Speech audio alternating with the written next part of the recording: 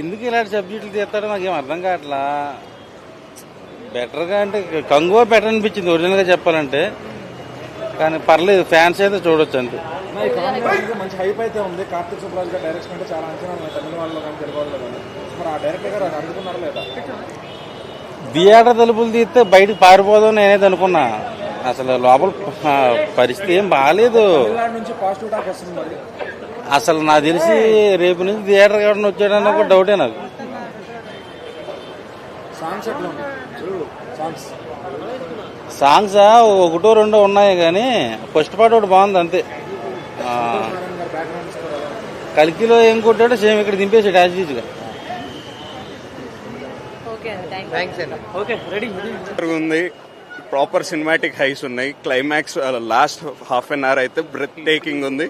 And cinematography literally super, worth watching. అందరూ చూడొచ్చు. నాని చెప్పినట్టు ఎవరు వీక్ గానీ అట్లా ఏం అవసరం లేదు, అందరూ వచ్చి చూడాలి, కంపల్సరీ ఎంజాయ్ చేస్తారు. చూస్తున్నా భయ్యా, నిజంగా సూర్య గారి యాక్టింగ్ పర్ఫార్మెన్స్ బాగుంది. పిచ్చి పీక్స్ లెవెల్ కి తీసుకెళ్ళారని చెప్పొచ్చు. Fully non stoppable comedy entertainment భయ్యా. అటు పూజా హెగ్డే గారు కావచ్చు, ఫుల్ కామెడీ ఎంటర్టైన్మెంట్. ఇంకోటి ఫాదర్ కి ఏంటంటే మామూలుగా పెంపుడు తండ్రి ఉంటాడు. పెంపుడు తండ్రికి ఈయనకి ఏంటంటే పడదు. గోల్డెన్ ఫిష్ స్టోరీ అన్నమాట. ఆ సీక్రెట్ చెప్పడు స్టార్టింగ్ నుంచి ఎండింగ్ వరకు మొత్తం అదే పరంగా దూసుకుంటూ వెళ్ళిపోయింది. లాస్ట్ ఇంటర్వెల్ బ్యాంక్ ఏంటంటే ఫైటింగ్ సీన్స్ పరంగా చూసుకున్నా, యాక్టింగ్ పరంగా చూసుకున్నా, సాంగ్స్ ఉన్నాయి భయ్యా. సాంగ్స్ కూడా చాలా బాగున్నాయి. లాస్ట్ క్లైమాక్స్ సీన్ ట్విస్ట్ కూడా సూర్య చేయాల్సిన సినిమా అయితే కాదు భయ్యా. ఇది సూర్య చేయాల్సిన సినిమా స్టోరీ కాదు, సింక్ కాదు. కాకపోతే ఏంటంటే మామూలుగా ఎవరు 93 హీరోలు చేయాల్సిన సినిమా, అతను చేయాల్సిన సినిమా కాదు. కాకపోతే జస్ట్ వన్ టైం చూడొచ్చు భయ్యా. ఏంటంటే మరీ అంతా ఫుల్లీ జస్ట్ ఎంటర్టైన్మెంట్ కానీ అతను చేయాల్సిన వన్ టైం చూడొచ్చు భయ్యా. ఒక వన్ టైం చూడొచ్చు అంతే.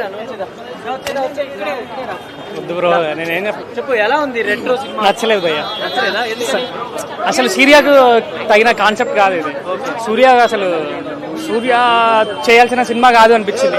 చాలా లో వర్క్స్ ఉన్నాయి సినిమాలో. అంటే చాలా బ్యాక్గ్రౌండ్ కానీ లొకేషన్స్ కానీ అసలు అంత బాగా. అసలు సినిమా అంతా లాగ్ తలనొప్పి వస్తుంది. సినిమా బాగాలేదు. సెకండ్ హాఫ్ కొంచెం లాగడానికి ప్రయత్నించారు. తను కూడా బ్రో ఇది ఎట్లా అంటే పాతకాలం నాటి సినిమా లాగా అనిపించింది కానీ అంత ఎక్కదు ఎవరికి. లవ్ స్టోరీ అన్నారు అంటే తన కోసం ప్రయత్నిస్తూ ఉంటాడు. అంటే తన లవ్ ను పొందడానికి సూర్య ప్రయత్నిస్తూనే ఉంటాడు.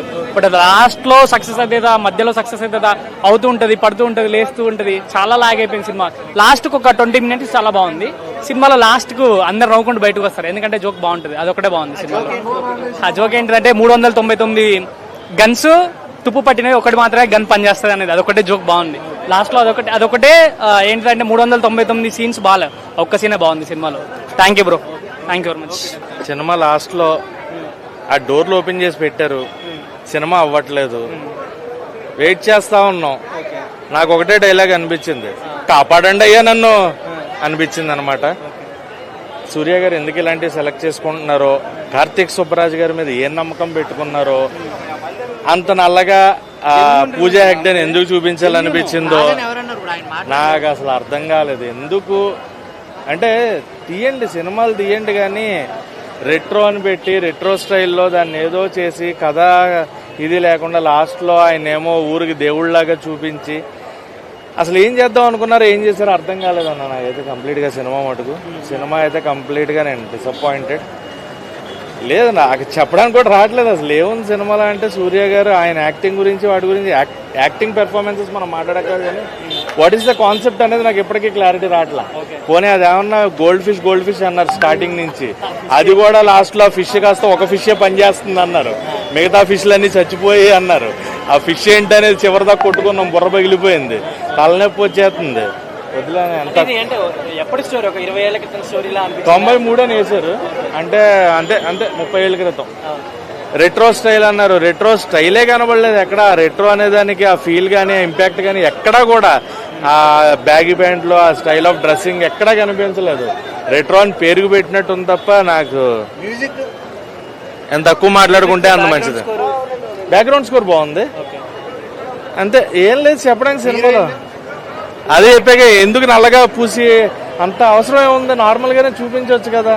రెట్రోలో ఆ కాలంలో తెల్లగా ఉండేవాళ్ళు లేరా, నల్లగా పూసుకున్నారా కావాలని ఏమన్నా? ఏం లేదు కదా, అంతా బాగానే ఉంది. మరి ఎందుకు అలా చూపించారు అనేది కార్తిక్ సుబ్బరాజ్ గారిని అడగాలి. నాకు తెలిసి కార్తిక్ సుబ్బరాజ్ గారి కెరియర్ లో this will be the weakest worst ఇంకేదైనా చెప్పుకోవచ్చు. Thank you